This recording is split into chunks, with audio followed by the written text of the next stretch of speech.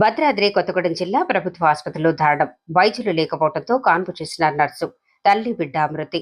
భద్రాద్రి కొత్తగూడెం జిల్లాలోని గుండాల ప్రభుత్వ ఆసుపత్రిలో జరిగిన విషాద ఘటన తీవ్ర కలకలం రేపింది. గుండాల మండలం శంభూనిగూడెం గ్రామానికి చెందిన వనజ 20 సంవత్సరాలు అనే గర్భిణికి పురిటి నొప్పులు రావడంతో కుటుంబ సభ్యులు ఆమెను గుండాల ప్రభుత్వ ఆసుపత్రికి తరలించారు.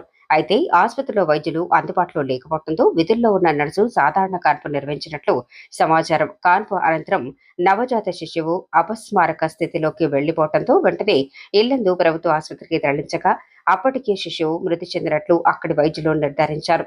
ఇక కాన్పు అనంతరం వనజకు తీవ్ర రక్తస్రావం కావడంతో ఆమెను మెరుగైన చికిత్స కోసం ఖమ్మం ప్రభుత్వ ఆసుపత్రికి తరలించారు.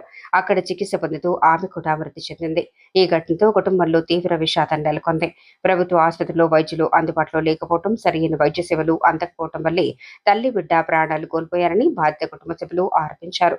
వైద్యుల నిర్లక్ష్యమే ఈ విషాదానికి కారణమని ఆవేదన వ్యక్తం చేస్తూ ఘటనపై సమగ్ర విచారణ జరిపి బాధ్యులపై కఠిన చర్యలు తీసుకోవాలని వారు డిమాండ్ చేశారు.